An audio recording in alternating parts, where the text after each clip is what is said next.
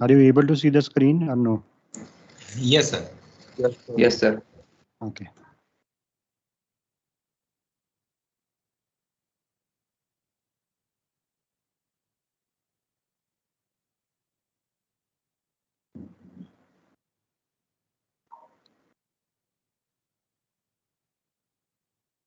Let me now disable the video because I think video is not going to be useful at this point in time.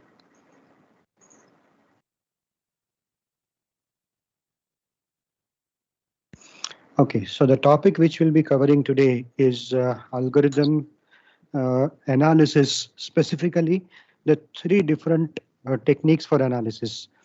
You all must note that the analysis techniques which we'll be using in this course is going to be asymptotic analysis. But then when I studied this topic, I was confused as to why do we use asymptotic analysis? Why not the other ways of analysis? And what are the other ways of analysis? So I would try to justify today by taking some example as to why do we actually focus on asymptotic analysis.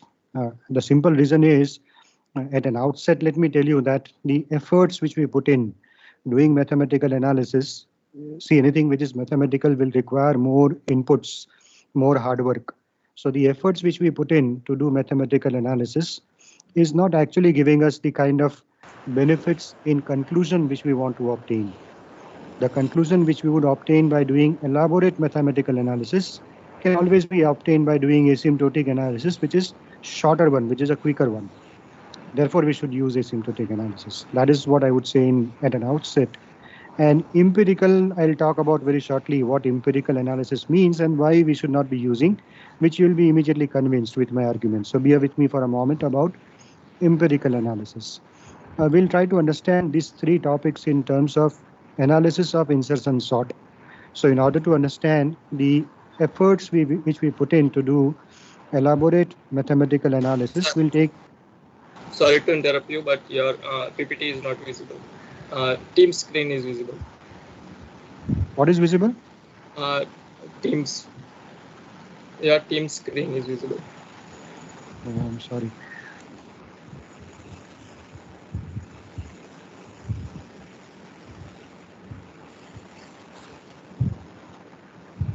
Just bear with me for a moment.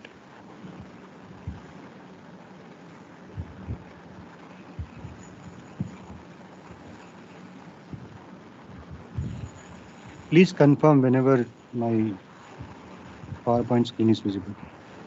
Yes, sir. Now it is visible. Thank you.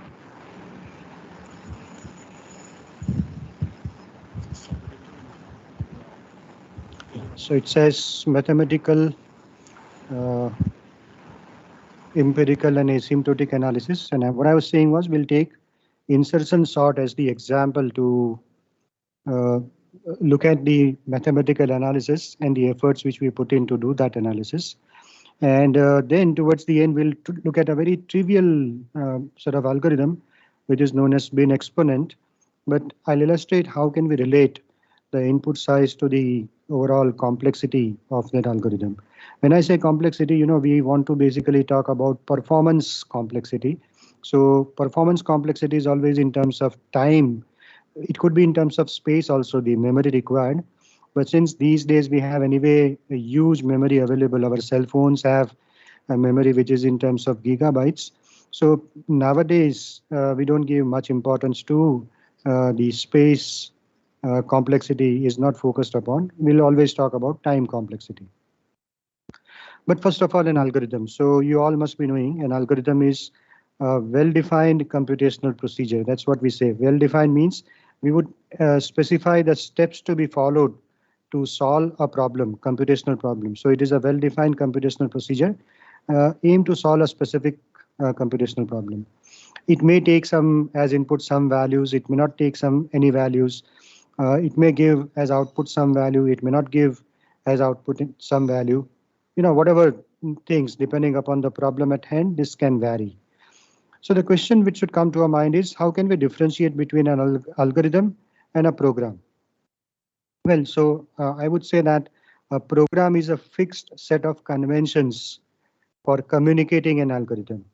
What we mean by communicating is we want to inform to the other entities how we are solving a problem, what is the procedure which we use to solve a problem. And typically, if you see a computer, a machine has two interfaces. Uh, on one side, it is the user who is going to use the machine. And on the other side, whatever we write, that is going to be executed on the processor. If I separate out processor from the machine. So, on two sides, the algorithm is to be communicated. When we write a program, we are using a programming language which will have fixed syntax, fixed semantics for making a user understand how a problem is solved. So for a user, it becomes easy to understand if he knows that programming language. On the other side, when that program is compiled and the object code is generated, the processor would be able to execute that particular program. Well, the question is that, for a program to be understood, we have to bring in the, additional complexities of syntax. One must know what the syntax is. One must know what the semantics of that programming language is. So we want to eliminate this. We want to eliminate the dependence of, understanding on a syntax and semantics of a particular programming language. What we think of is, can we not have a universal syntax and semantics which everybody understands, and we can use that syntax and semantics to convey how a problem is solved. So that's it. That is what an algorithm is. We would say an algorithm is a procedure which would help us in understanding the syntax and semantics without bringing in the complexity of a programming language. That's how I would like to put it. Algorithm, on the other side, because it communicates the sequence for solving a problem to two different entities, one of the rule which we should always be following in writing an algorithm is that it should not make any subjective decision. Now, what do we mean by subjective decision? Subjective is some decision which can vary with time, which can vary with the mood of the person who is taking that decision, which can vary with the aspects which are not very clearly defined. So we said that algorithm cannot have that kind of decision. And I'll give an example. If you look at a recipe show on television, how to prepare a particular item for food, let's say dosa, how do we prepare dosa? So on almost all these recipe preparation items which you would see on YouTube or on television, wherever, you would note one thing: they'll always specify the exact amount of ingredients to be used. In case of, let's say, juice, what amount of milk is to be taken, what amount of juice is to be taken, what amount of water is to be taken, that would be very clearly specified. But when it comes to sugar and salt, they would always say add sugar to taste or add salt to taste, which means that sweetness and saltiness, it could vary with person to person. What I might feel is salty, some other person would say that it's not salty, because that person might be habituated to eat more salty food. That is what is subjective. It depends on a person as to what amount of sugar is to be added, what amount of salt is to be added. So I've conveyed to you one more interesting aspect here. I've taken the example of recipe. Now, recipe is nothing but an algorithm because it tells you very clearly the steps to be followed. Only thing is, it doesn't solve a computational problem. It solves a real world problem of preparing a particular dish. But the stepwise method which you follow, that is nothing but an algorithm. So in computer world, we would call such stepwise description which you see in a recipe as an algorithm, with the additional qualifier that it solves a computational procedure. So why should it not make subjective decision? We would say that whenever we want to solve a problem on a machine, it would require a very concrete guarantee about how a problem is to be solved. Machine is not a human being, so you cannot tell machine that you add salt to whatever taste you like. That we cannot do. That's why this aspect is important. Well, but we should also note that there are certain exceptions in algorithm analysis also, where we allow this kind of subjective decision, but in a manner in which machine would be able to understand.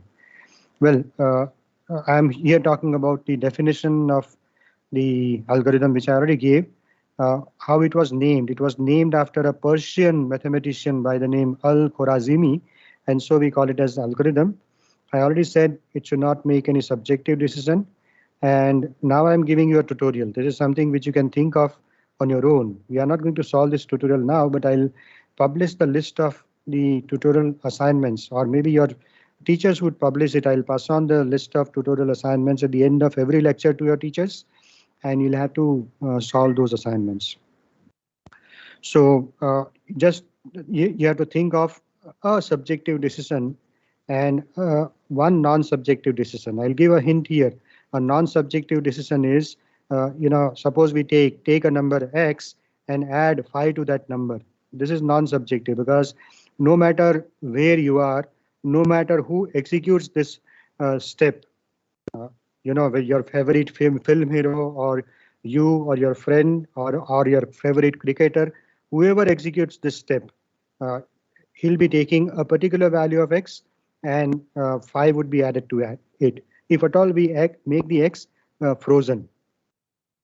So I think I'm giving you here an example of what is subjective, what is non-subjective. If I leave x to be chosen by an individual, it becomes subjective. If I say let x be equal to 10, and then I say x plus 5, then I'm making it non-subjective. Okay, I'm making it concrete.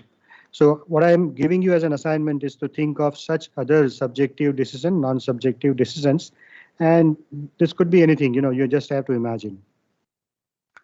The exceptions I'm saying are there are algorithms which are probabilistic algorithms. This would involve statements like toss a coin. And then based on the answer of the coin cost, some further mathematical decisions in the algorithm would be taken. So now we know that when we toss a coin, the answer could be either 0 or it could be 1. So this will vary. Therefore, we call it as subjective. Approximation algorithms. There are certain algorithms in which we would say that, the final answer which you get is not the optimal answer which you wanted, but it is close to the optimal. The answer is approximation of the optimal. I'll give an example. Suppose you have a graph and I want to find out the shortest path from some point A in the graph to some other point C in the graph. It may pass through different other intermediate points. Okay. Now, if at all the algorithm which I use, let's say in this case, is such that it doesn't give me the shortest path from A to C, but gives me 0.9 approximation of the shortest path, or say 1.1 approximation of the shortest path, then I would say it is an approximation algorithm. And it is making subjective decision because the approximation could be 0.9, 1.1, anything of that sort. Why would I use such kinds of algorithms, probabilistic or approximation? Because we will see this towards the last part of the topic on algorithm, that there are certain problems which cannot be solved using the algorithms which we are calling as non-subjective algorithms. For solving those problems, we have to rely on such techniques, probabilistic or approximation, or third is what is known as heuristics. And I'll not talk about heuristics today. We'll see heuristics sometime at some other time, which means we would answer this question also at some other time, which asks us to tell the difference between a heuristic and an approximation. I'll only give a very simple explanation of a heuristic. Suppose you have an experience of solving a particular problem. And if you use that experience to solve another problem which is similar to the problem which you know how can be solved, then we would call it as a heuristic. Your prior knowledge, your prior experience is used to solve a particular problem. And so you could now guess that prior experience can vary with people, and therefore this also would be a kind of subjective decision. So just note this aspect. There's only to be very clear in terms of the characteristic which we gave earlier. We said that algorithm must not involve any subjective decision, which is what I'm saying here. So in terms of this statement, we looked at these three aspects. Not that we are going to use all this now. They come in a very advanced course in algorithm, because I said we would be occupied with discussing those problems which can be actually solved in reasonable time with a computer. There might be certain problems which cannot be solved. You cannot design an algorithm to solve it in reasonable time. What I mean by reasonable time is, suppose I write a program and that program will take 30 years to execute. Only then you will get the answer. So you would say, yes, I'll not be interested in such a program. So I'll not be interested in such an algorithm also. Algorithm which takes 30 years to give me the answer. What use it is. But there are such algorithms exist. There are such problems exist. And so I have to go to those probabilistic or approximation algorithms to get those problems solved in a reasonable amount of time. With the algorithm, I might not use the existing machine. Just think in your mind, when we talk of probability, what kind of machines is the machine which we use? The machine on which I am showing you this presentation, the computers which we use, they are all deterministic machine. They are not probabilistic, because to a computer you give a problem to be solved. Every time you ask him to do 1 plus 3, he'll always do 4. He'll never say 5. So therefore, it is deterministic. There is only one way of solving a problem. There are not multiple ways of solving a problem on a computer. Therefore, it is deterministic, and therefore it is not involving any probability. And still, I'll think of a probabilistic algorithm. That's why I'm saying it comes in a very advanced course. Some of you may have a question as to something which a machine cannot solve. If the machine is deterministic and not probabilistic, how can it solve a probabilistic algorithm? Well, if you think that way, then you are true. But still we use those algorithms, and that's a different reason, very advanced concept. We'll not go into that. Why do we study the algorithm? What are going to be the takeaways from our discussion? The first takeaway from our discussion, and this would apply to every student in this gathering, maybe 200 or whatever may be the number of students, each of these 200 students must believe very clearly in their mind that computer science is not only about programming. I don't know whether you like programming or not. There might be certain students who do not like programming. There might be some students who like programming. Whether you like programming or not, we should be very clear about the statement which I am making, that the practical success of computer science is not based only on programming. Programming is only one component. And I often tell my students here that programming is like Kadiya Kaam. Those of you who are Gujarati would be able to understand what I'm saying. It's, if you are building a house, then Kadiya Kaam of that house, masonry work in English, that is what is programming. But you know that in building a house, there are many other things involved. You have to design the structure of the house. Think how a bridge is built. When a bridge is built or a flyover is built in your city, a lot of structural design calculation is done. Whether that flyover, what mix of concrete it will require, what should be the component of cement used, the sand used, and what should be the concrete, the mixture used, what kind of gauge the iron rods which would be used in that, which should have, depending upon the load which will pass through the bridge, or depending upon the load which a house is required to withstand. All this structural design calculations would be made by your friends in civil engineering before they say that the construction of the bridge should start or construction of a house should start. So in computer science, perhaps we are not doing that. If you just imagine and review what you do, your teacher tells you write a program to find factorial of a number, and you never think about designing that program. You will say, let me start writing the program. Whether you know programming, whether you like programming or not, as I said, what you do is you'll start with, if you are working with C, the first statement written would be hash include stdio.h. Then next would be hash include conio.h, and then integer main, and so on. We don't do any design calculations. Well, so that is where it is our fault actually. It is the fault in the way we teach courses in computer science. Ideally, we should also be doing mathematical calculations, no matter how small a problem is to be solved.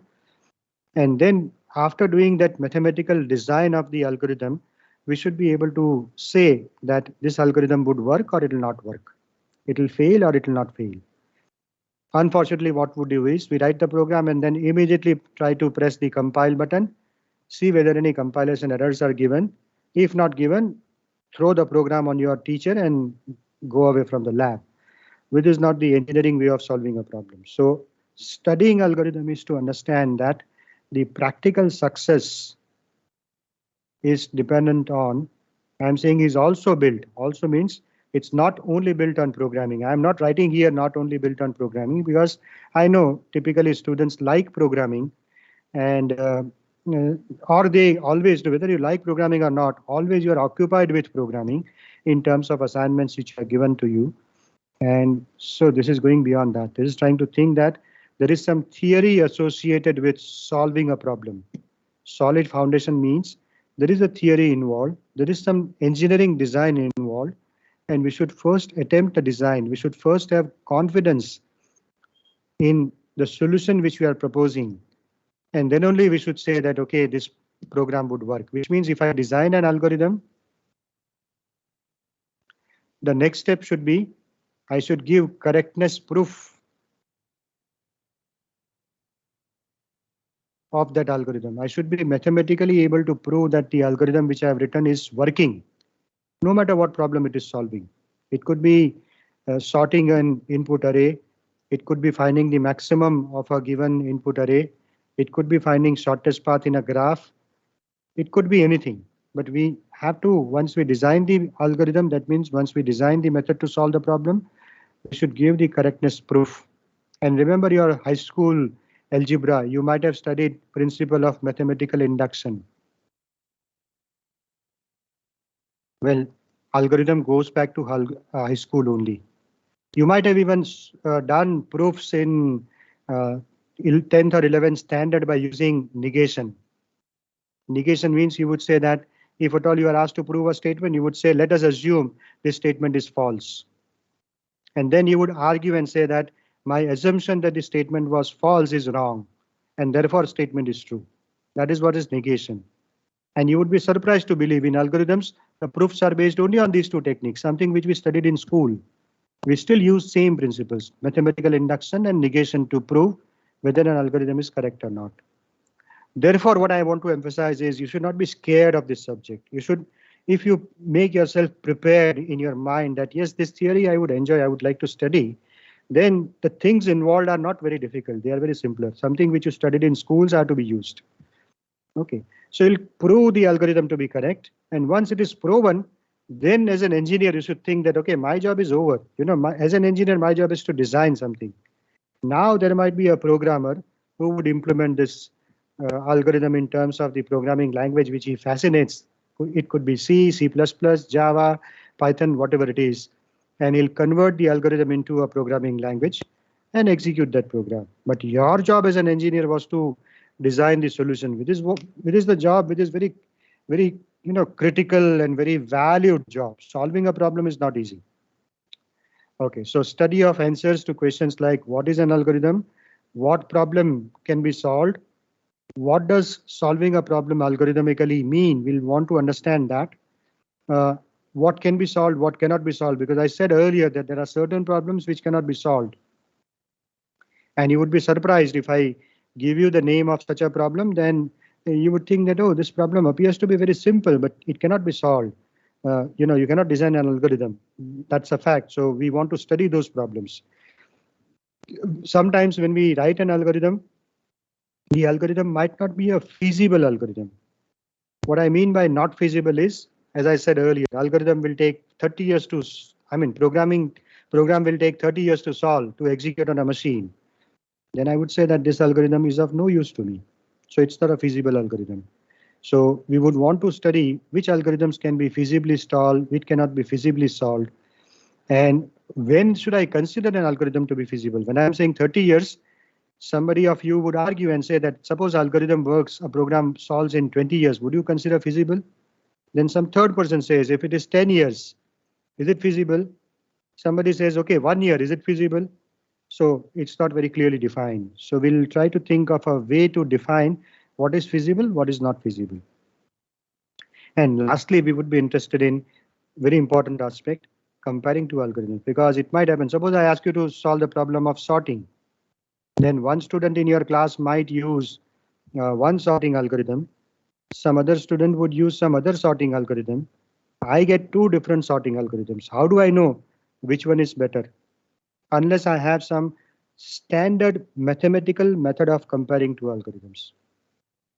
So when I say I want to compare two algorithms, I have to do analysis of the algorithm. And analysis of the algorithm can be done at two stages. Either I'll write the algorithm and compare those two algorithms, or some of the smarter students in your class, what they'll do is they'll write a program in some programming language. Let's say they write a Python program, and then they'll say, let me measure the time required to execute this program. If the time required to execute the two programs A and B, time required to execute program A is lesser, time required to execute program B is more, then they'll argue and tell me that, okay, program A is better. Well, that is not actually true. So there are two methods. I'm saying a priori estimates. So when I try to do estimation based on measuring the time of an algorithm, then I'm doing a priori estimates. If I write a program and then I try to measure the time of a program written in any language, then I'm doing a posteriori measurement and testing. So let me now make it very clear. We are interested only in these aspects. This you will study in software engineering. Whenever you study software engineering, at that time you would study testing techniques and how to measure time for timing a program. Although I'll give you a program, ready-made program, today's class only, I'll show a program to you, and then this program would be explained to you by the course coordinators. You would execute the program in the lab, and you would be able to see that that program will be able to give you the time in terms of nanoseconds or microseconds. This is the time required for a program to execute. But then this is not a good way of comparing two algorithms. Can anybody, I am throwing now question open to all of you, and I'll talk to your head of the department. Normally what I do in my classes is those who take part in the discussion, they get some bonus marks. Bonus marks in the quiz test or the class test, which I might have taken. I don't know how the scheme of evaluation is going to work at Charuset, but we'll try to think of such a scheme. And so I would want active participation. Whether the answer is wrong or right, I am not bothered. You can give a very silly answer also here. For me, no answer is silly answer. But participation is important. So my question now is, why am I saying that measuring time of two programs is not good? It's not advisable to conclude whether program A is better or program B is better. I have two programs. I want to compare two programs because I want to compare two algorithms which correspond to these programs. But using program to time and then using that as a conclusion to decide whether algorithm A is better or B is better in terms of program is not a good way of comparing two algorithms. Why? Can anybody guess? Unmute your mic and tell me. Sir, it may changes with the machine configuration. Exactly. That is one reason. Any other argument? Sir, it may vary on the basis of data structure we select. Very good. Any third answer? I'll summarize all the answer for the benefit of everyone. Depending on programming language. Very good. Any other answer? Depending of number of inputs. Number of inputs, I would not say, because if I have to, well, when I time an algorithm at that time also, I'll try to give the number of inputs. Like if I sort and my array is only having 10 elements, then the time would be varying with the case where array has 100 elements. So I'll not, although your answer is right, but I'll not accept that answer in terms of programming language, because what you're talking about will apply to algorithm also. Okay, any other? There is still one aspect remaining. Sir, the time depends on three things. That is the type of input, the type of algorithm used, and the processor speed. So if the processor speed is high, the algorithm will work faster. On the same machine, if the processor speed was low, the algorithm will work slower. And there is no particular way to say that two machines are running on the same speed with the same algorithm. Same algorithm can run very differently on two different machines with Yeah, different so your inputs. yeah, fine. So the third answer which you said is correct, and that was given earlier by somebody else also. But what you have not mentioned, the answers which came up was, one was, it will depend on the machine type which you are using. If you are using a very powerful machine, a bad algorithm will take less time. And then that I cannot conclude that universally this algorithm is good. It depends on the data structures which I use to solve a problem. So that is characteristic of the programming language. And that was the answer given by somebody else also, third answer, which said it depends on the programming language. So all these three answers are fine. Programming language, dependence on the data structures used in a programming language, depends on the machine capabilities. What is the rating of the machine, specification of the machine? And the fourth, very importantly, would be depends on the programmer also.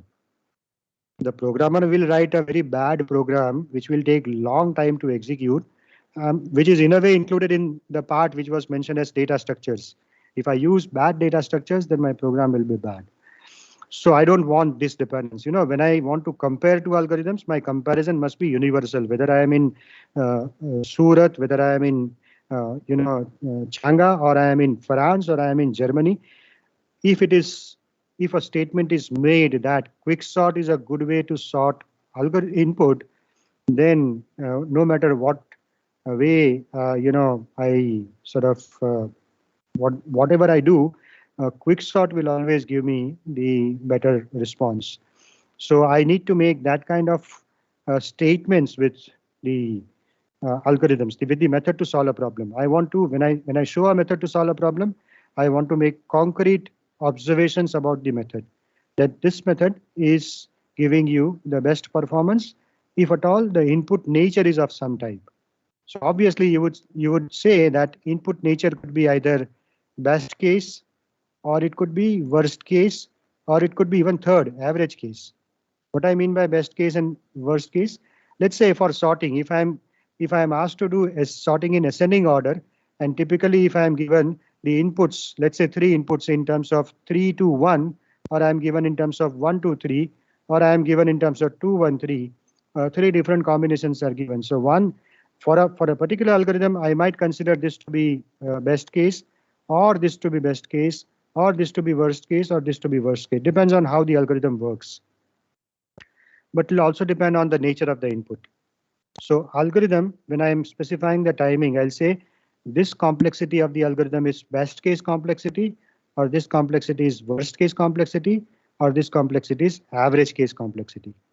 I'll have to specify all these three complexities differently for the same algorithm.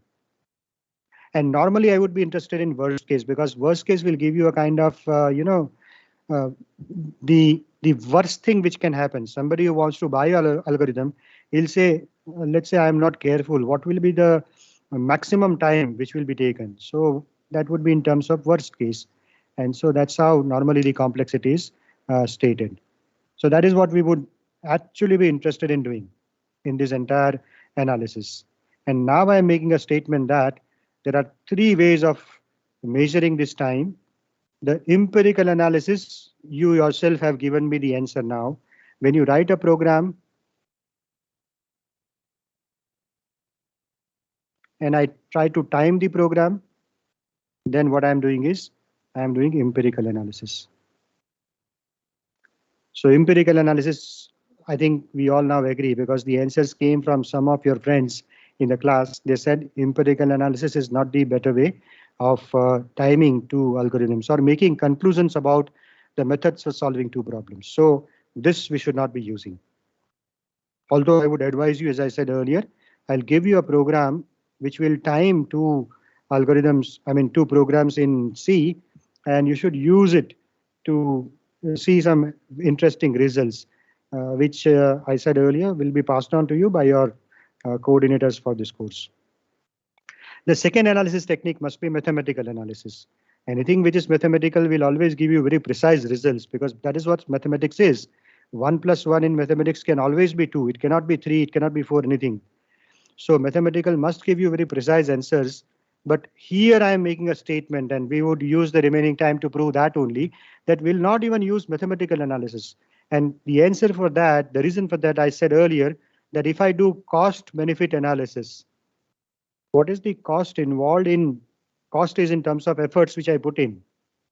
What are the efforts which are required to put in to do mathematical analysis, and what are the benefits which I am getting? If the benefits which I am getting are lesser than the cost which I am putting in, then I'll say, why should I do mathematical analysis? So I'll forget about that also. So third technique is asymptotic. So I'll explain what asymptotic is after we realize, trying to convince somebody that the efforts which we put in to do mathematical analysis are not giving us the required benefits is not very easy. It's hard. That's why I'll take the insertion sort example, and I'll take you into this rigor of doing mathematical analysis, and then we'll obtain certain inferences, certain observations. And when I show you asymptotic, I'll say the same inferences I'm able to make by using asymptotic analysis, which makes a lot of assumptions also. So I'll say, why should I then waste my time in doing mathematical analysis? So we would do mathematical analysis only for one problem. In fact, in this entire course on algorithm, no matter what topics are taught by your teachers, every time the analysis would be done would be asymptotic analysis. It would not be mathematical. So this is what you'll have to stick to for the entire course. Let us try to understand how do we do mathematical analysis. What statements I have written here are just, let us look at them. I'm saying empirical analysis, is it feasible? And many of you said it's not feasible. Mathematical analysis, the question which I have to raise is, are the efforts which we put in worth the benefit which we get? No, the efforts are not worth, which we want to prove, we'll be proving now. And so the way to go is to use asymptotic analysis. Okay, so now let us try to understand, and I'm using very simple, only one example, which is a very simple example to just understand the syntax and semantics convention which we will be using with algorithm. Remember earlier I said that we don't use programming language because we don't want to be bothered with syntax and semantics. In algorithm, we would use syntax and semantics, but they would be universal. So everywhere you go, the same syntax and semantics would be used. And therefore, we would be first trying to arrive at the language vocabulary which we are going to use. We'll understand the terms and technologies, and then we'll go to the insertion sort example. So when we want to understand as to how to select an algorithm for a given problem to be solved, that is what we want to do. Obviously, there might be multiple algorithms, so we want to compare them. And we would assume that they are correct. Initially, I'm not going to do correctness analysis, so we would assume they are correct. And we would assume that in order for algorithm to be considered as a better one which will take lesser time only is a better one. That is our conclusion. Because somebody may say that an algorithm which takes less memory space, that is better. Well, if somebody says that, he's right. But we are not bothered about memory, at least in this course. Algorithm course is always about time. So this is what we would assume. And then comes the question of time. How do we measure time? So let us try to understand that. And let us try to look at, forget about all this, whatever is written. This handout would be given to you. So you'll be able to see from the handout. So let me take a code, which is a very simple one. I'm saying you would be able to very easily think in your mind that this algorithm will not take more than 5 statements. I'm saying to determine the largest of n numbers which are given to us, which would be in terms of some array AI ranging from 1 to n. So this is the syntax which I'm using. Array is AI, and you could use this also, I don't mind, which is what you might be familiar with. But in this case, you'll have to say AI to n. Okay, that's why I'm using this convention. AI means it is an array, ranges from 1 to n. I want to find maximum, so I'll number each statement. I'll say let max be equal to A1. I'm using some dummy number max, and I'll say the first number is the maximum. And then I'll say for I is equal to 2 to n. Start with the second number.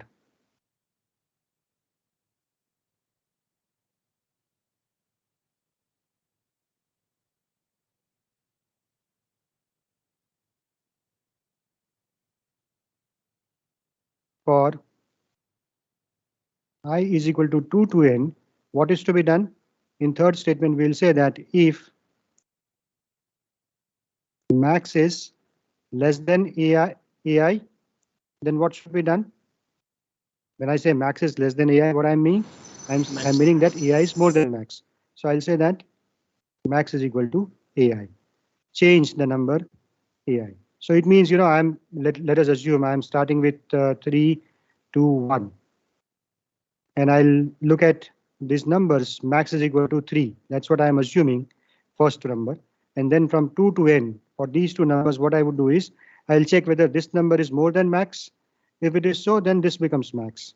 Then I'll go to the next number, check whether this number is more than max.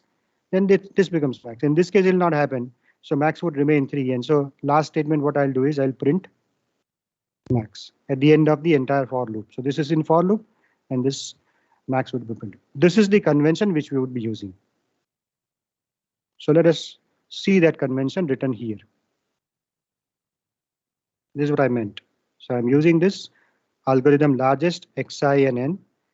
Let max be equal to the first number for I is equal to 2 to n. If xi is more than max, the new number which I'm investigating is more than max, then max is equal to xi and then print max. You would say it's a very simple algorithm, but my goal is here not to illustrate the algorithm. My goal is to explain to you how we are going to do mathematical analysis in terms of a very simple problem. So when doing mathematical analysis, remember it's with respect to time. So I want to find out what is the time taken to execute statement 1, T1. Time required to execute statement 2. Time required to execute statement 3. Time required to execute statement 4. Time required to execute statement 5. And if I do sigma of all of them, then I would be able to get the total time taken by the algorithm with only one condition here. And that condition is that statement number 2, 3, 4 might be executed multiple times because I have n here. So if they are executed multiple times, I may have to multiply them with some other value, let's say P or Q or R. And then I'll summate all of them. And then I'll say whatever summation I get is the time required to execute this algorithm. The question now which comes up is, how do I measure T1? How do I measure T2? How do I measure T3? How do I measure T4? How do I measure T5?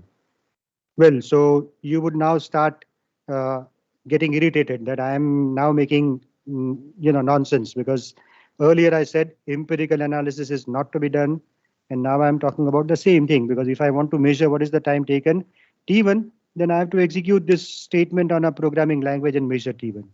Well, so we will not be doing that in algorithm because we don't want to do empirical analysis. What we would do is we will assume that this time taken is in terms of some abstract cost. We'll not bother about how do I measure that abstract cost. So I'll simply say let that abstract cost be C1. And C1 is in terms of what, which time unit?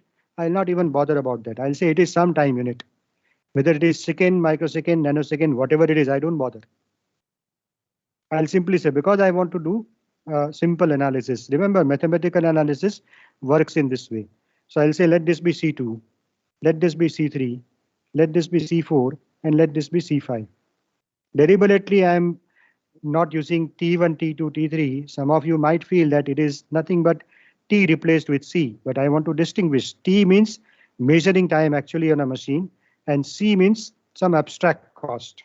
We would be assuming some abstract cost, and we are not bothered about what is this actual value. If need be, we can go to a machine and find out that value, but we are not bothered about that. So I am writing here C1, C2, C3, C4, C5. Next step which comes in is I want to find out how many times each of these statements are executed. So let us go back to that algorithm and reason as to how many times they are executed.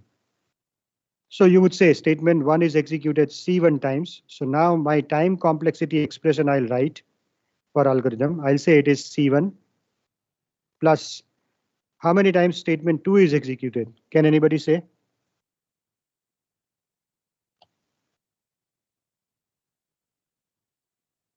N minus 2.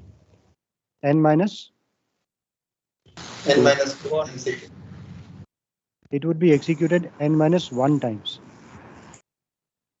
Because we are saying from 2 to n. When I say 2 to n, it will start from, suppose the number, as I said, is 1, 2, and 3. So it starts from 2 to n. So it will do something for 2, it will do something for 3. But remember, there is a catch here. What is a catch? How does the system know that it is exceeded, I has exceeded the value 3? It will not be able to know unless it makes I value 4.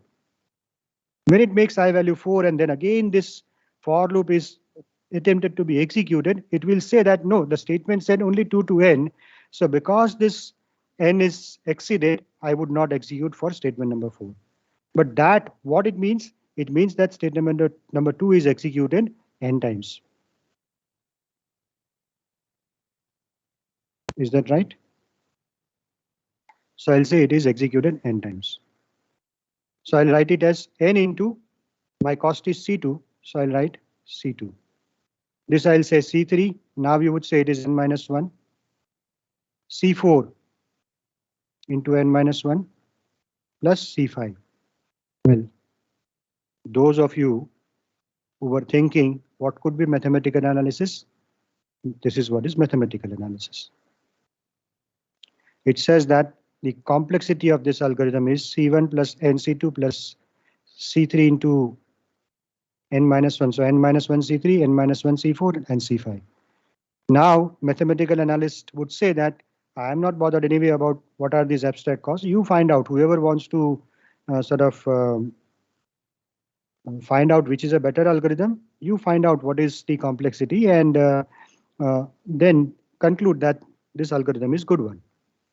So mathematical analysis as it is appears to be very simple, but there are certain other issues involved. We'll go to them as we proceed further. Remember, we said we wanted to compare two algorithms. So there must be some other algorithm of doing this same thing. Some of you might be thinking, why should I assume the first number to be maximum? So let me write another algorithm. I would call it algorithm 2.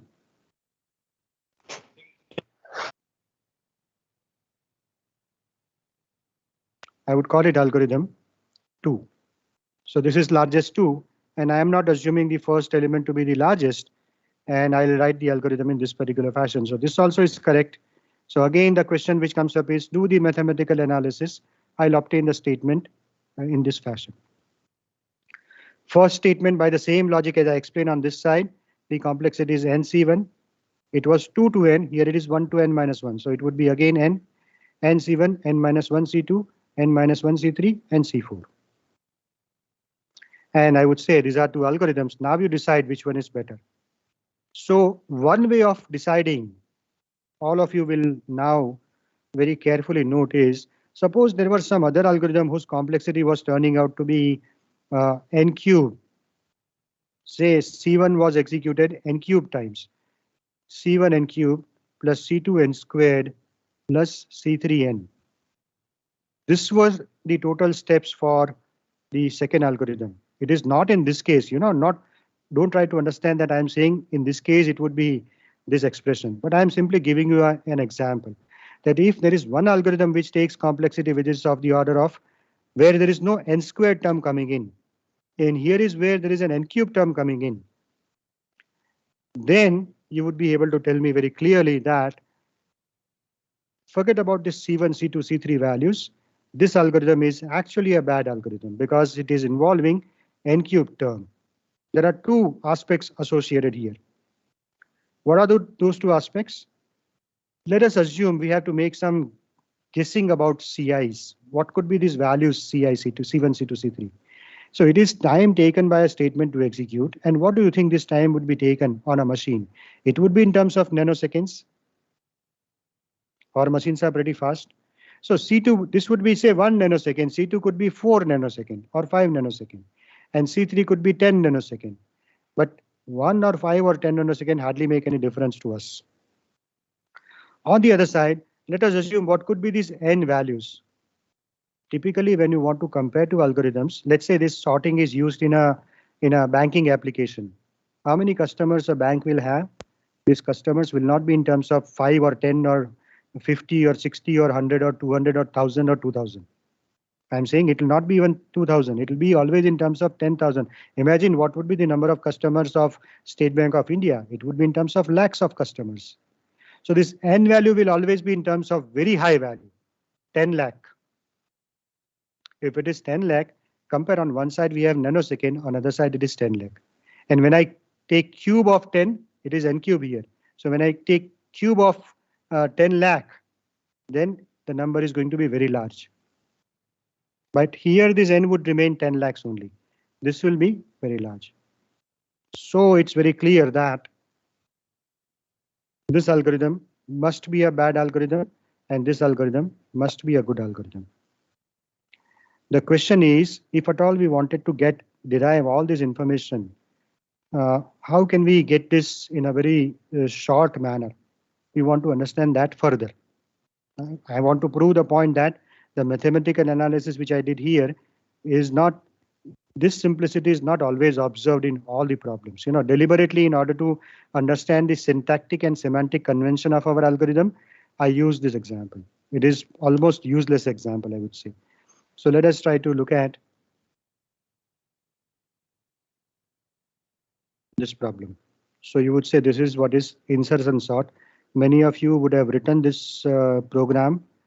We have to understand this in terms of the algorithm which I am showing here, and then you would realize what challenges are coming in order to analyze this algorithm. First, let us try to understand the algorithm in terms of these three numbers.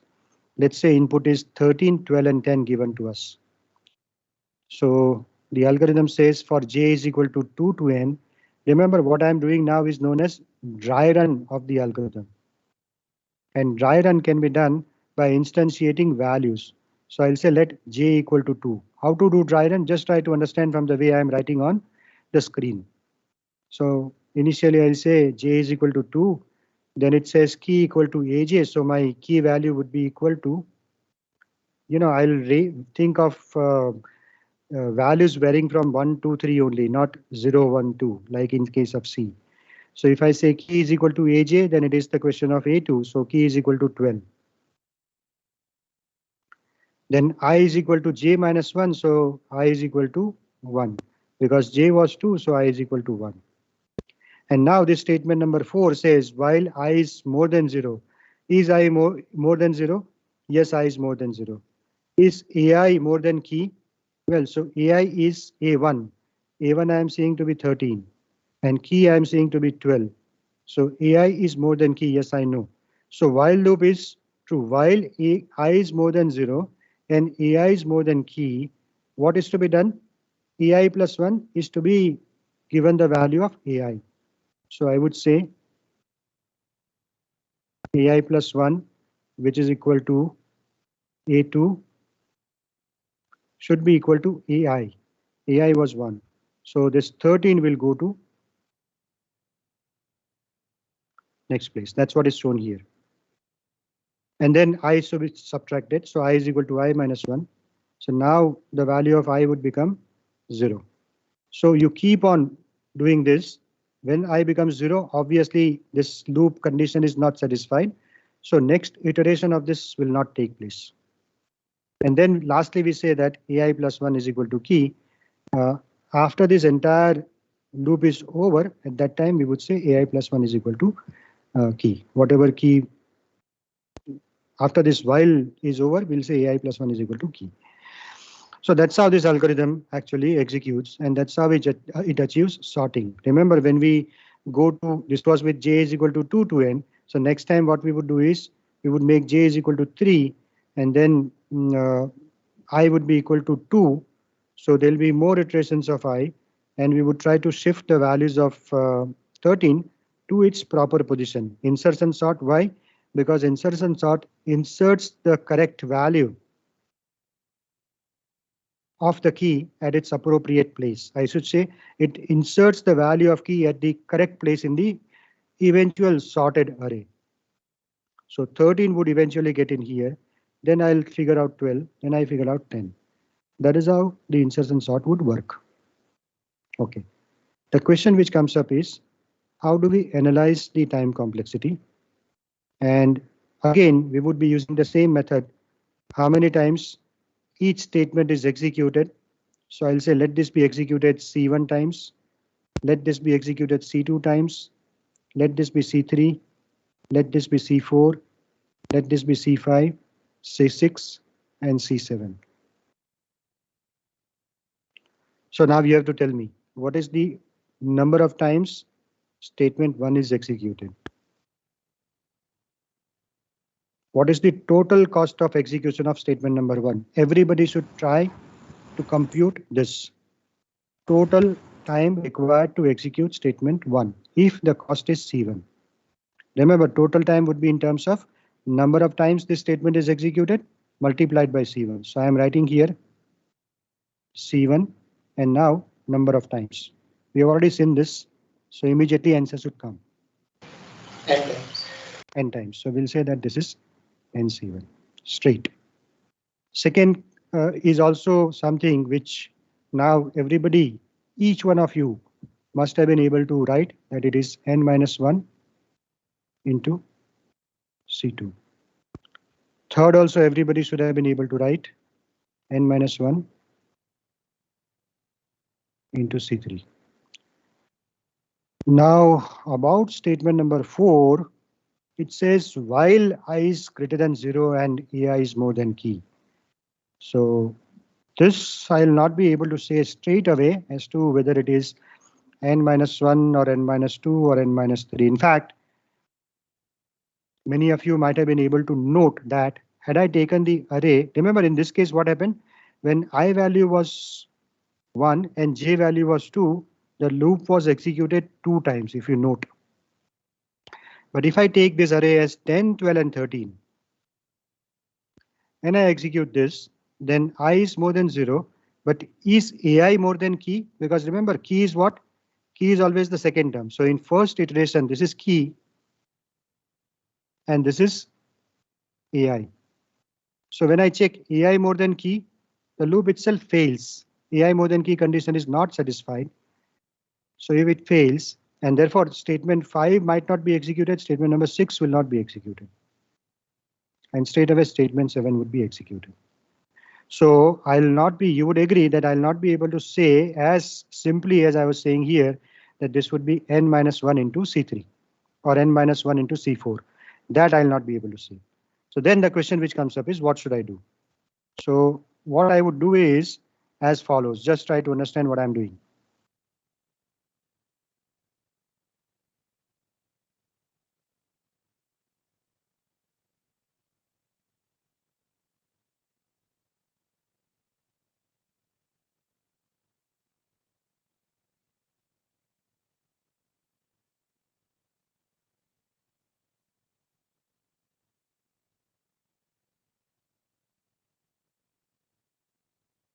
Okay. I'll assume, I don't know how many times, you know, the basic problem is that how many times while loop is executed, that I don't know. But if I'm told that while loop, let us assume that when j is equal to something, the while loop is executed tj number of times. So I am now putting in terms of tj. Remember, I want to hammer on your head that mathematical analysis is really painful as far as algorithm analysis is concerned. So I am now saying that let us assume that the while loop is executed tj number of times. While loop test I'm saying, okay, sorry, let me make it very clear here. While loop test is executed tj number of times. Now you must be able to tell me how many times statement number 4 is executed. We should be able to write it. We would say that whenever j is equal to 2, it would be t2 times. State j is equal to 3, t3 times. J is equal to 4, t4 times, and so on till it is tn.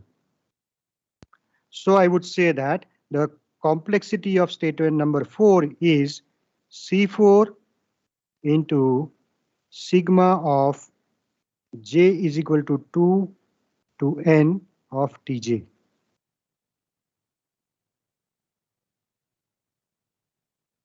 So I'll now write C1 into n C1, n minus 1 into C2, n minus 1 into C3, C4 into sigma of j is equal to 2 to n of Tj. Now I would want coordinators to note who answers my question. You know, as I said, I am going to introduce the scheme by which you people would get marks in terms of bonus. Whenever some exceptional question is answered, that exceptional reward would also be given. So I want the answer to come in. How can I write about C5? What should I write about C5? C5 into what?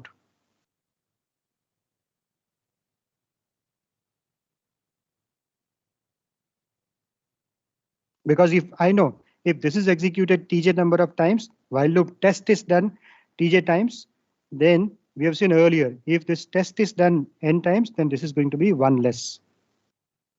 So now I've given the answer in a way.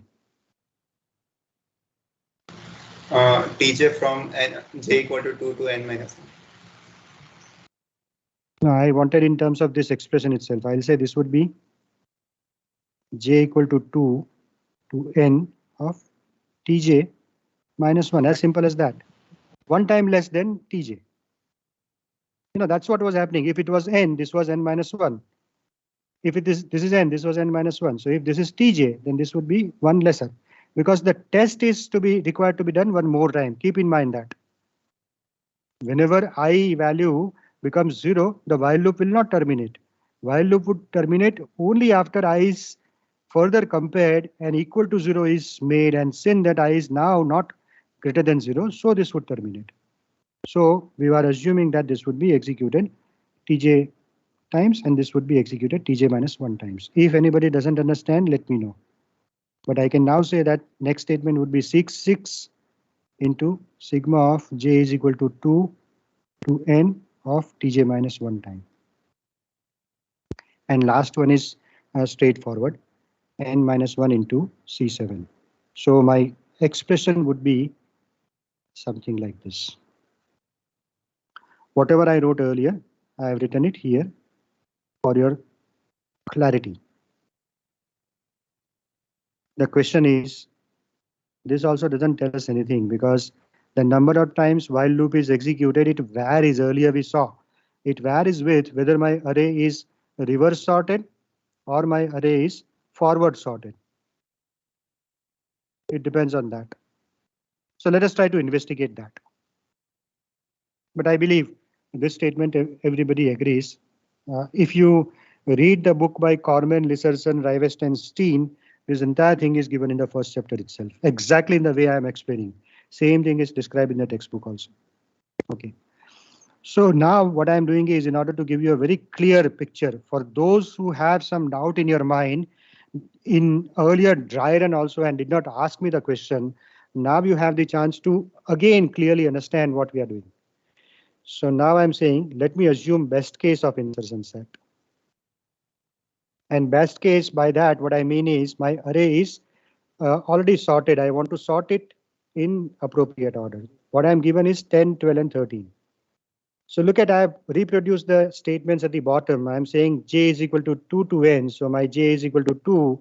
Everybody should be able to understand now. I don't think in your class there should be anybody who is actually listening to what I'm saying and what is being shown will not be able to understand. What I want in my classes is that once I teach you in the class, your explanation should be over. You should not be working further to understand.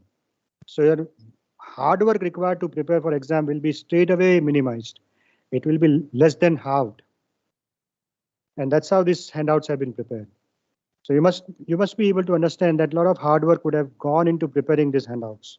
Okay, but that is because to ease the understanding. So j is equal to 2, that's what we have taken. I is equal to j minus 1, so I is equal to 1. Key is equal to aj, so key is equal to whatever is at the second place. This is 1, 2 and 3. If somebody has question there, let me write that also. So this is 12. Therefore k is equal to 12. Now what happens? While loop would be executed. While I is more than 0, we'll see whether I is more than 0. Yes, it is more than 0. So this test is done. Correct. AI is more than key. Well, I is what? 1. So AI is 10. Is 10 more than 12? That is the question which is being asked. No, 10 is not more than 10. Remember earlier, that's why we said while loop test is done tj number of times. So test was done. But what is the value of tj in this case now? This test would fail because AI more than key is not the case. So this test failed, and therefore this statement will not be entered into. This statement will not be executed. So this will be not executed. This will be not executed. But you would be able to tell me that tj is equal to 1 because only once this test was done. Remember what I had written earlier. I had written here that, let me clear this. I had written here that while loop test is executed tj times. So while loop test, in this case, the loop itself terminated, but test was done once. So I'm saying tj is equal to 1 in this case. Now I'll go to the second iteration. Remember here it was j is equal to 2. Our code says j is equal to 2 to n. So I'm making j is equal to 3. J is equal to 3 means I is equal to 2. Key is equal to 13. And so what I should be comparing is this one. I have already highlighted where comparison will be done. What are we doing is now AI, that is A2, that is 12. This is 2, this is 3. So 12 is more than 13. That's what we are comparing. Is 12 more than 13? No. So while loop test is executed, but test fails. So because test fails, this statement will not be executed. This statement will not be executed. What is TJ now in this iteration? TJ is again 1. When j is equal to 3, TJ was 1. When j is equal to 2 earlier, TJ was 1. And now what happens? The loop says j is equal to 2 to n. J value is already 3. It has made 3. It will try to make it 4 and check that 4 is exceeding, so it will not go into the loop. Let us go back to our expression. What do you think this expression can be written now as? This will not change. Everybody would agree. This will not change. This will not change. This will not change. This will not change. But Tj turns out to be now C4 sigma of j is equal to 2 to n of 1. Because every time if j was 2, this was 1. J was 3, this was 1. J was 4, this was 1. So every time this will turn out to be 1. This statement, how many times this will be executed? Can anybody tell me? What will be the value here?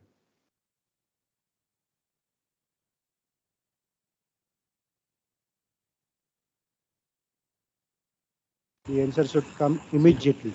If Tj is equal to 1, this will be 0. 0. This will be 0. So no cost goes into these two statements. They are useless for the best case. And so now I have to only simplify what is this. What is this is? I have to add 1 plus 1 plus 1 plus how many times? It starts from 2. So n minus 1 times. So I'll say it is n minus 1 times. And that I can solve very easily by saying that if I add 1 n times, it is going to be n. If it is added n minus 1 times, it is going to be n minus 1. So the simplification of this term now, if I try to do, I am not writing it, but you would be able to see here. No, I have not written simplification because simplification is anyway very simple. So let me write here itself. This turns out to be what you have to observe when I'm writing. Is there any n squared term in what I'm writing? That is what you all have to observe. C3 into n minus 1. This was said that 1 is to be added n minus 1 times. So it is n minus 1 into C4 plus C5 is 0, C6. I mean, this two terms are 0. And I'll say C7 into n minus 1. Is there any n squared term here? No, there is no n squared term. Remember earlier we said that if the bank database customers is 1 million, 1 million is 10 lakhs. If it is 10 lakhs, then n will make it 10 lakhs only, but n squared will make it unit 10, 100, 1000, 10,000, lakh and one more. This is to be squared. So you would be able to now appreciate that the time taken would be pretty high in this case. If this were involving any quadratic term, any term with n squared, that it is not involving. Let us try to go to worst case. This was best case. So best case, I'm saying here, that's why I'm writing this statement. Look at this statement. It is sitting at the bottom, so perhaps we might ignore, but it's not to be ignored. It says that best case running time is a linear function of inputs n. There was no term which was involving n squared, so it is linear function. Okay. When does the worst case occur? One worst case occurs when the array is reverse sorted, which now we are seeing. So what is happening? J is equal to 2, I is equal to 1. Again, the same dry run I'm doing. Key is equal to 12, this is 13, 12, and 10. This is what we did earlier also, if you have noted. And now you would be able to tell me that J is equal to 2, the number of iterations you are saying is actually 2. Why? Because first these two are compared. Because 13 is more than key, 13 would be pushed on this side and I would be decremented. I was 1, so I becomes 0. So one more time we would be checking in order to see this loop, and therefore the test is done. One time it was executed, other time test was done for I to become 0. So it was executed 2 times when J is equal to 2.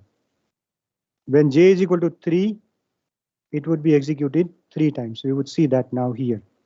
The diagram itself tells you, I don't have to say anything. You could see how many times iteration is being done. If you have understood this diagram, you are able to see the number of times the loop is executed. So J is equal to 3, so 3 iterations. And now J is equal to 3, it will overshoot the total values of n, so the entire for loop would terminate. But that means if you go on changing J, suppose instead of n is equal to 3, it were n is equal to 100, this would be executed 100 times. So now what would be my expression if I want to write the expression? My expression would be C4. Remember, in best case, what I had written? I had written C4 into sigma of J is equal to 2 to n of 1. This is what I had written. Now what is happening? When J is equal to 2, it was executed 2 times. When J is equal to 3, it was executed 3 times, which means that Tj is equal to J. The while loop test is equal to J.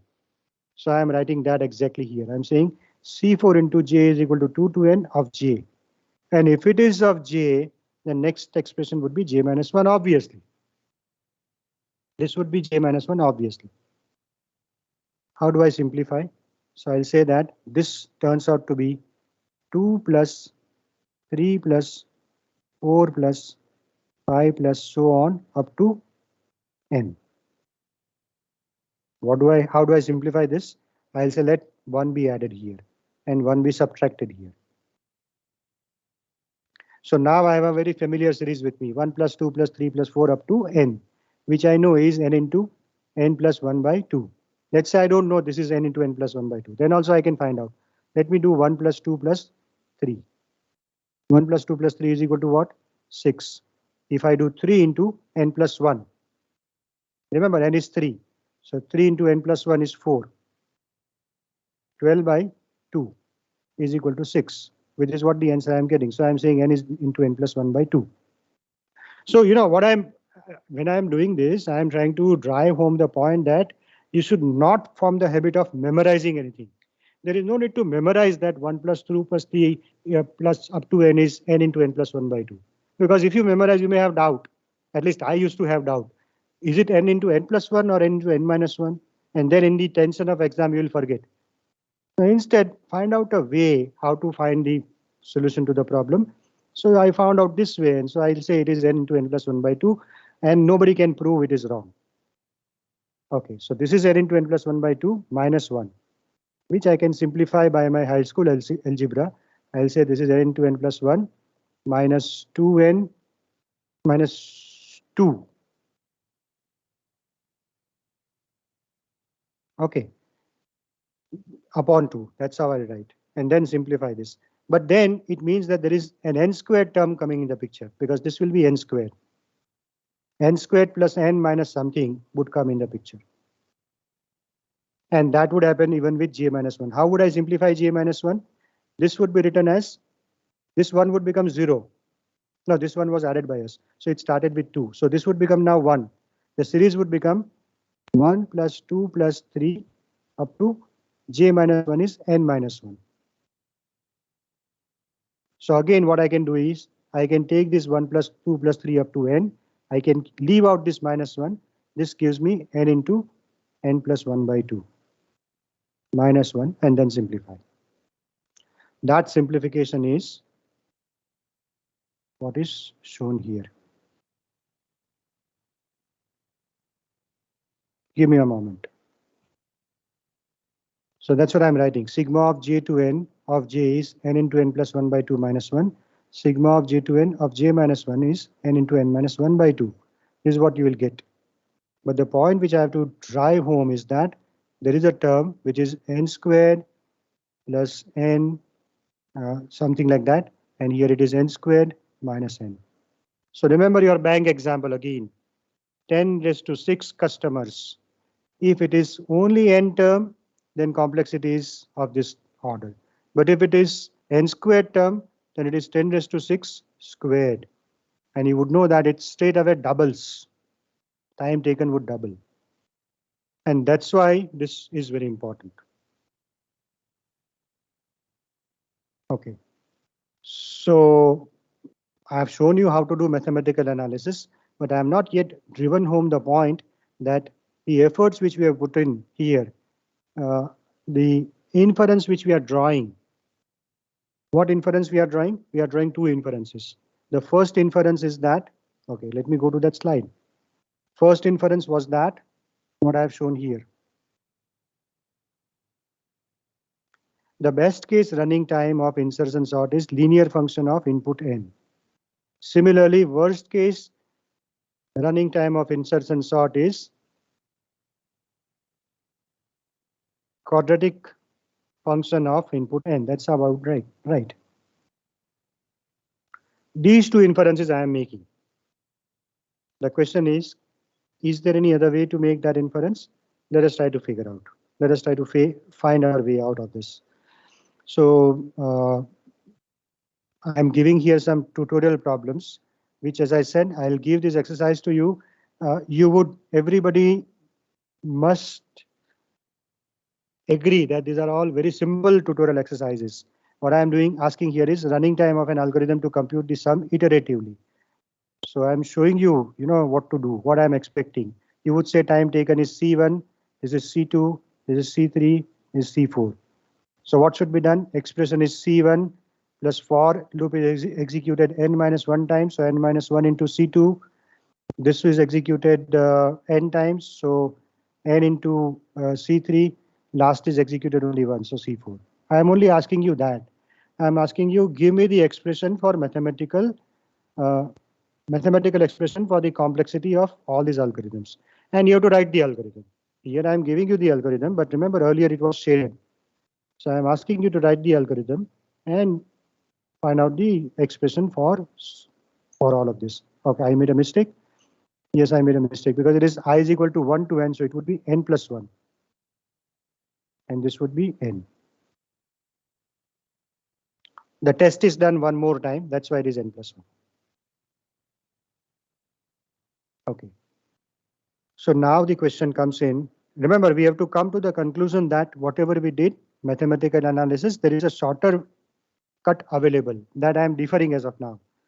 But what I'm saying is, what we assume that we did the analysis for only best case and worst case. Somebody may say, why not average case? Tell me the average case complexity. No, we have assumed. We have said we'll do only best case or worst case. Second thing which we assumed was, we assume that the cost of execution of statement is C1, C2, C3. We did not bother to find out what are these values C1, C2, C3. So the question will come up, how do I find out this value? The only way to find out, if at all you are interested, is to do empirical analysis. And empirical analysis can be done by writing a timing program in the operating system which you are using. So what I'm showing here, as I said, I'll not explain this program, that I'm leaving it to the course coordinator and to you to understand the program, but this is the sketch of the program.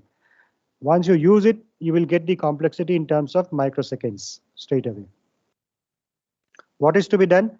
The function which is to be timed. You have to write, suppose insertion sort, then insertion sort is to be implemented. The C program is to be written. C function for insertion sort is to be written. And that function is to be called here. Execute that function 500 times to normalize the values. And it uses some structure which is shown here. So what is being done is, before you execute the function, the time of the day is noted. After you execute the function, time of the day is noted. This is a defined structure TP start, a predefined structure TP end. So if I do TP end minus TP start in terms of these two components, the seconds and microsecond component, this structure comes predefined in an include file in Linux systems. So if I use this structure, then I'll be able to get the time difference using this sketch only. So you'll not have to do anything. Use this sketch and you would be able to time a program.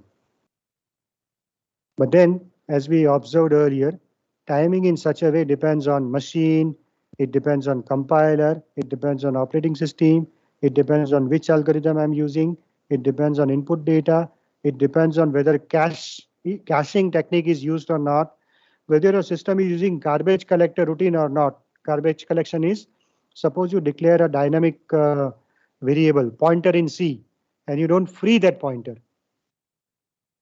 So if I have declared something like integer star p, obviously at the end of my program I must say free p. But if I don't do free p, what will happen? The storage which might have been allocated to which this p points to, that storage will remain as it is. P pointer, this pointer p would be freed. The location would go away, but these memory locations will remain as it is, where p is pointing to. And this would be known as garbage. If I don't do garbage collection, then over a period of time, my memory will be low. If my memory is low, then my performance would be poor.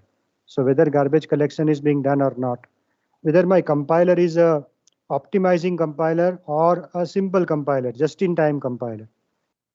Sorry, that is another aspect which would be determining the time taken. Whether my CPU is a dedicated one or it's a shared CPU. So my program has to wait or not.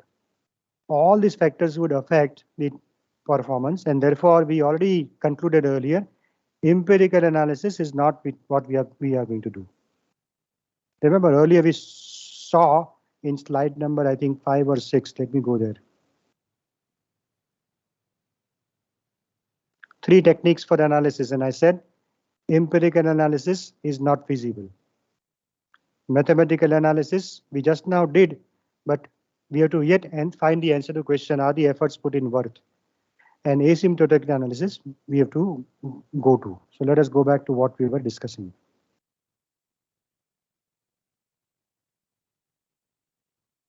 This was the slide where we were. Okay.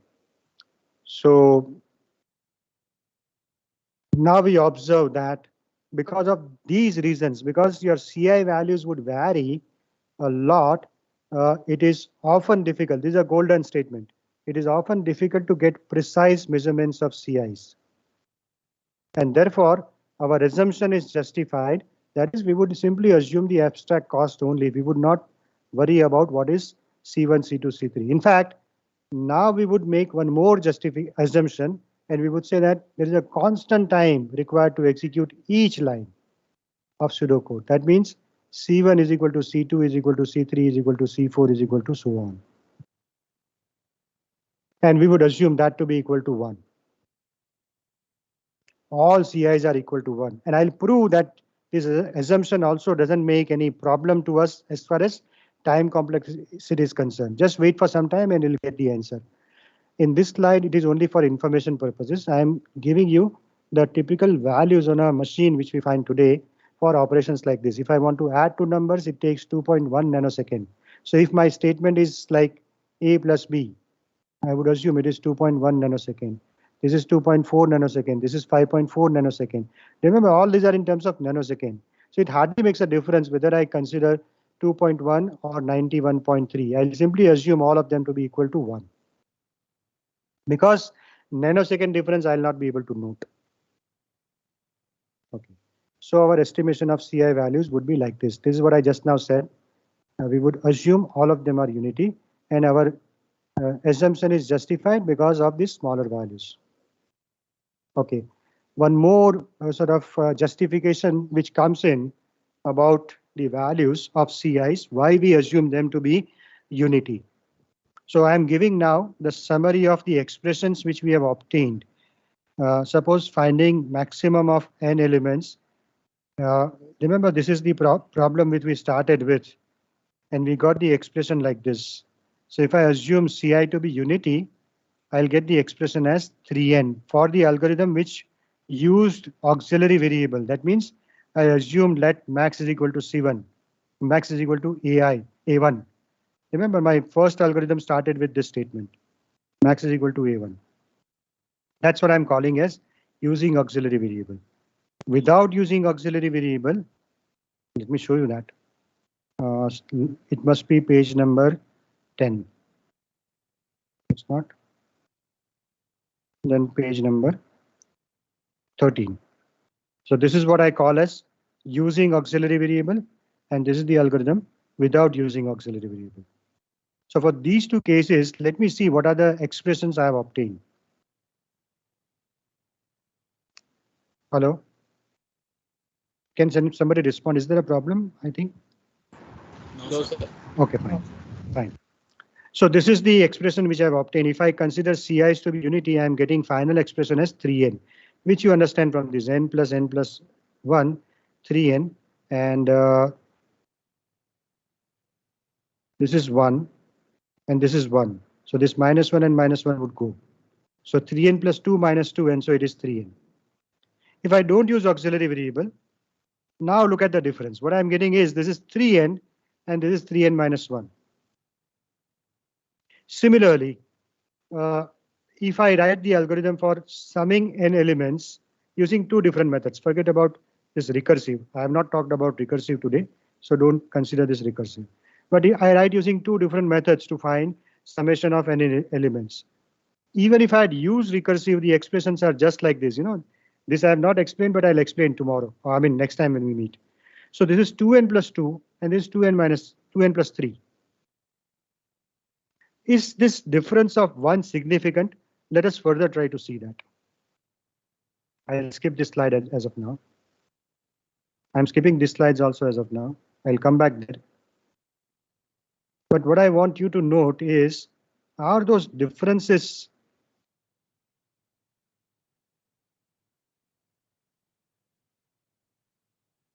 making any sense when the n value is very high? So I'm giving here different example. This in fact is for insertion sort. If I have the expression which is 3n squared plus 7n minus 8, and if I consider only 3n squared, look at the difference of values. When n is equal to 10, it is 362 and 300. When n is equal to 100, it is 30692 and 30,000. But when n is equal to only 10 raised to 5, remember I talked of n value to be something like 1 lakh or 10 lakhs, which was more than 10 raised to 6, 10 raised to 7. If it is 10 raised to 5, then this is 3 point something into 10 raised to 10, and this is 3.00 into 10 raised to. Now you apply your mind and tell me what would be the difference between these two. Almost same. So whether I bother about this 7 plus 7n minus 8, or I don't bother about 7n minus 8, the inference which I'm getting is the same. That complexity is of the order of 10 raised to 10.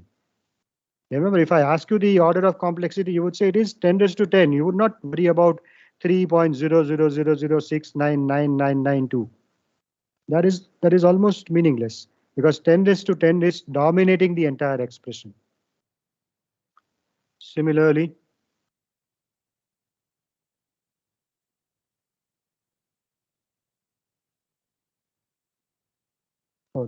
these two expressions I have obtained in this manner. I am taking here insertion sort. After simplification, I would have obtained the expression 5n minus 4, and I would have obtained worst case 3n squared plus 7n minus 8. So if I assume Ci to be equal to 1, from this expression I get 5n minus 4. From this expression I get 3n squared plus 7n minus 8. So I'm saying that's why I compared 3n squared in this case? Which term dominates? That is the question I'm asking. Which term dominates the overall result in the above expression, especially at large value of n? So it is the first term which dominates the growth. If this is the first term or the term with highest power of n, that would always dominate the value of the expression, because it's very easy. If at all this term here were 4n cube plus 3n squared, then 4n cube would have dominated the growth of the entire thing, and I would not have bothered about 3n squared. So I'm interested then only in the leading term. So let us go back and see what is remaining. This is what we saw. So I'm summarizing now.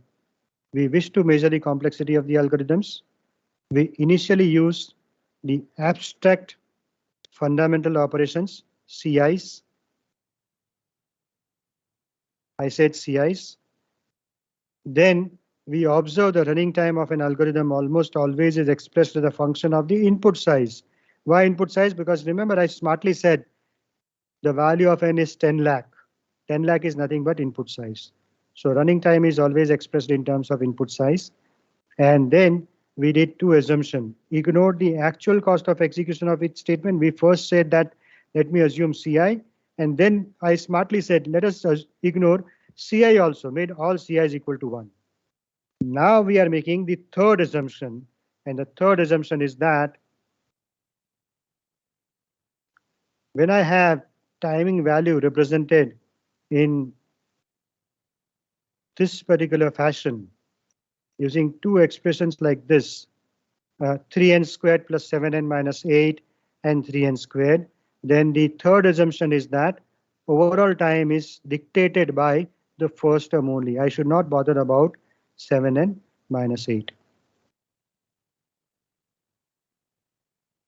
Does constant of proportionality matter when n gets very large? That is, CIs matter, and my answer is CIs do not matter. So then I'm asking, what is asymptotic growth rate or asymptotic order? Remember, asymptotic means when limit of n tends to infinity, what is the value of the expression which is given as argument? When n tends to infinity, you all would now agree that the value of the expression is dominated, or it is governed by n squared. It is not governed by 3n and 8. So I can almost ignore this term. I can almost always say limit of n tend to infinity of n squared is equal to limit of n tends to infinity of n squared plus 3n minus 8.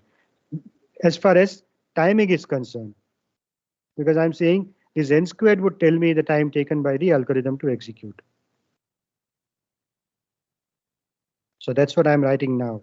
Level 3, we are ignoring all the terms except for the one with the highest degree in the expression of time complexity. And this highest degree is what is referred to as this determining time based on the highest degree term in the polynomial is what is referred to as asymptotic growth rate. Now let me go back to insertion sort again.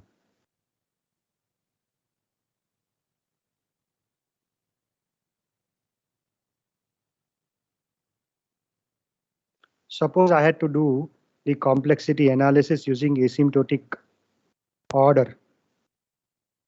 How would I find out that the complexity is n squared? So I would now apply the arguments as follows. I would say that this is going from 2 to n, so the growth is in terms of value n only. But when I'm doing this while I more than 0 and while ai is more than key, my while loop goes on getting executed to an extent which is equal to j. So if this is n, this would be like value turning out to be n, because tj is equal to j. So I would say that the complexity is n into n. So I would say that the complexity worst case is of the order of n squared.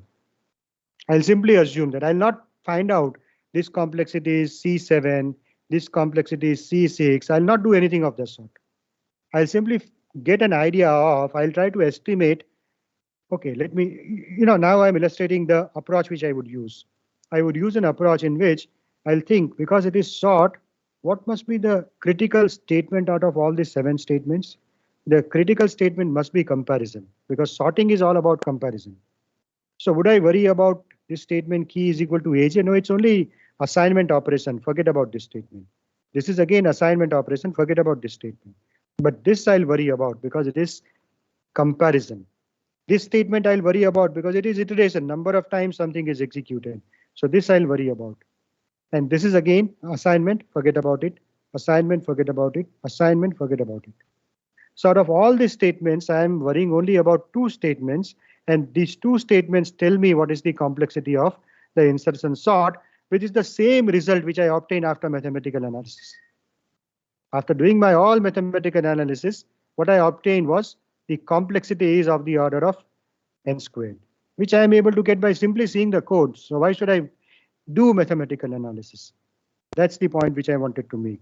And that's what is asymptotic analysis. Asymptotic complexity is the complexity which involves the highest degree term, which is what is illustrated here in this algorithm. Consider 2 functions. There is one algorithm which takes complexity of the order of n cubed by 2. It has n cubed by 2 multiplicative steps. Another algorithm which is phi n squared steps. And there is a question asked. Forget about this. This is not required. A question asked, which algorithm is better? So now you would immediately say the algorithm with complexity phi n squared is better than one with n cubed by 2 term. Why is it so? Because of this comparison. You know, I would not be comfortable by simply saying that n cubed by 2 is bad. I am showing it here by computing values. And I am saying if n value is 10 raised to 6, n cubed by 2 is 5 into 10 raised to 17, while phi n squared is 5 into 10 raised to 12. This value is substantially larger than the other value. And so this algorithm time is not to be accepted. I would not be satisfied by saying this also. Let me go to a slide where I'm showing the approximate values of these numbers in terms of time. So this is something which you can look up. I don't have to explain anything. Suppose I take different values of n like this: 10, 100, 1000, 10,000, 10 raised to 5, 10 raised to 6. What is the value of log of n to the base 2? What is the value of square root n? What is the value of n log n? What is the value of n log of n whole squared? What is the value of n squared? I've computed all of them and put them here. And then I'll ask you a question. Suppose you have an algorithm whose complexity is n squared, an algorithm whose complexity is square root of n. Which one is better? So you see this and immediately tell me that 1000 is always better than 10 raised to 12. So I'll not prefer this. That's why I'm showing this. For those of you who cannot get easily convinced, I'm putting these values in terms of table. But what I'm showing is now even more interesting. I'm giving you an interesting seconds conversion. So 10 raised to 2, roughly, you know, this comparison would vary with the machines. We all know, and this comparison was obtained some years back. So today this would change, but this will not change. The relative comparison will not change. So 10 raised to 2 is roughly 1.7 minute. 10 raised to 4 is roughly 2.8 hours. So now imagine if it is 10 raised to 10, as we were talking about in some cases, 10 raised to 12, 10 raised to 10 is 3.1 centuries. That means an algorithm will take 3.1 centuries to execute if its complexity is of the order of n squared. And so I'll not buy that algorithm. Okay, I am showing that in this case also. And in some cases, the calculator, this conversion calculator itself stopped. So I had to write very long because what was coming before that was 12.89 years. And then it was turning out to be so long, I could not compute. With which complexity? Complexity of 1.5 raised to n. And in case of those with 2 raised to n, you would see here I'm stopping at as small a value of n as 100 only. After that, when I make n is equal to 1000, it turns out to be very long. N factorial, very long from n raised to 50 only. If I ask you what is the inference, because remember we started this talk with saying that if I have two algorithms and I have to make a comparison, I'll need to make comparison with some inferences. So if at all that algorithm is going to be used in a practical scenario, if the algorithm is to be used in a setup where n value is going to be only between 10 to 30, and let me tell you, there are very few algorithms like that. If it is going to be between 10 and 30 only, or if it is going to be only up to 10, I would say algorithm with value n factorial also is acceptable because it is taking less than 4 seconds. But the moment it says n raised to 30, 10 raised to 25 years, I'll not accept.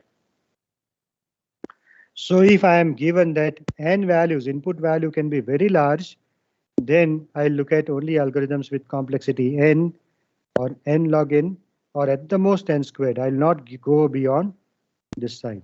All these are useless algorithms. Remember earlier we said, is the algorithm feasible? This is what I mean by feasible. These are all, even if I have algorithm, it only shows the problem can be solved, but the algorithm is not feasible. That's what is to be kept in mind. Okay, now there are certain common statements and their complexity normally given. So if I have statement like a equal to b plus c, I'll say it is 1. If it is while loop, then and n is divided by 2, then I'll say in every iteration n value is divided by 2, so it must be log of n to the base 2. If it is for I is equal to 1 to n, then complexity would be of the order of n. If there are 2 for loops involved, then I'll say it is n squared. If 3 for loops involved, obviously n cubed. And if I am searching for every sort of probable solution in the entire solution space, it would be 2 raised to n, which is what is known as exhaustive search. It says check all possibilities. What does it mean by checking all possibilities? Suppose I have to sort 3 numbers, 3, 2, 1. Then check, don't compare 2 numbers, check all possibilities. That means either one combination is 3, 2, 1. Is it sorted? I'll check no. Then I'll do it 2, 3, 1. Is it sorted? No. Then I'll do 1, 3, 2. Is it sorted? No. Then I'll do 1, 2, 3. Is it sorted? And I'll say yes. So I'll check all the combinations till I get the answer. That is what is known as check all possibilities. In this case, I could do it so swiftly because there were 3 elements. Now imagine if there were 10 raised to 6 elements, how many combinations I'll have to check. And therefore complexity would always be 2 raised to n in case of exhaustive search. So I am coming towards the end of my class, although let me go to what was required to be covered. What was required to be covered was, we saw what is mathematical analysis, we saw what is empirical, we saw what is asymptotic. We saw what is mathematical analysis of insertion sort, how to relate. Now this is what is pending. I'll show you by means of an example how to relate input size to complexity. Half of that I have shown, because if it is insertion sort, you would know input is an array. So array size is in terms of 1 to n. So the complexity was related to its input size. Suppose I ask you, find the maximum element of an array. So again, there are the input size is in terms of array size, so complexity is related. Suppose I give you a graph and says find out shortest path from source node to the end node. So you would say graph is given by G equal to VE. It has some vertices and some edges. So input size is number of vertices, number of edges. If I give you, something which says, think of a binary tree.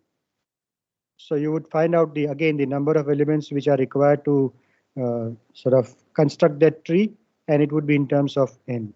So in many cases, input size can be easily stated. But then we'll pick up some case in which it would be difficult to find out what is input size.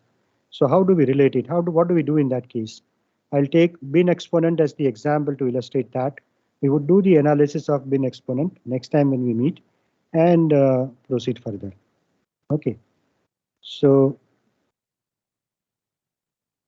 let me see what is remaining. What is remaining is some tutorial problems which are like this. Which number it could be? It could be number 50. Let me try. No. It could be something like this. So these exercises we should attempt. I'll start with this next time. Suppose we have a code snippet given like this: for I is equal to 1 to n, for j is equal to 1 to I. Find out what is the cost of execution. So what I should do is I should see this will be executed n times. This would be executed from 1 to I. N can be n here. So this could be n times. So this must be n squared. That's how I'll try to approximate. Say n into n plus 1 by 2. So this must be n squared. Okay, so this kind of tutorial problems we'll pick up. I'll show you certain code snippets and we'll try to find out what is their complexity. It's an interesting question from exam point of view.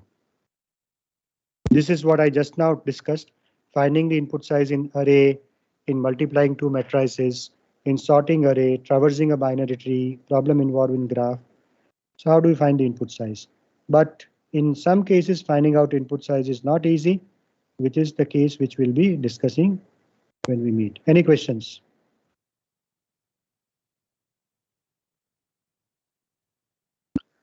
Those of you who want to mail me the questions, they can also mail me the questions and I'll be happy to discuss those questions next time when I start the class. You can mail me your feedback also. You can criticize me also. I don't mind. You can criticize me without revealing your name. I am fine with that because I look up every criticism as an opportunity to improve myself, and there is always scope for improvement for everybody all the time. And obviously you can praise me also, but it would not be of any use to me. That's what I would say. Your criticism could be of use to me because it will tell me some limitation in what I have covered. You can mail me on this particular slide, give me feedback, whatever you want to. Let me know what additionally you would want to be covered. Any kind of discussion, I would be happy to do that because only that would serve the goal of me being associated with Charusset as a adjunct professor. You know, these expert talks are being taken because I am associated as an adjunct professor with your department. I am adjunct professor at IIT Jammu also, and being a faculty at SVNIT Surat. So our association, we have to collectively see, is useful to you all.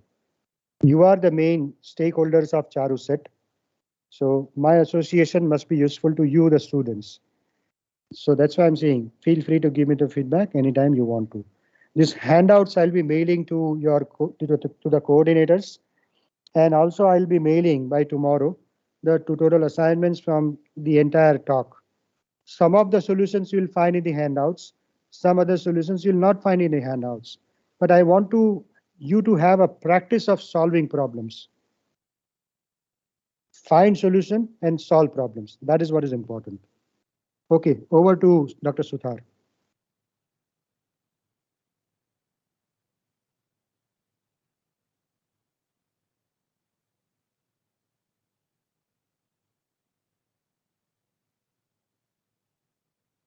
Yeah, Dr. Suthar, over from my side. Or Purvi.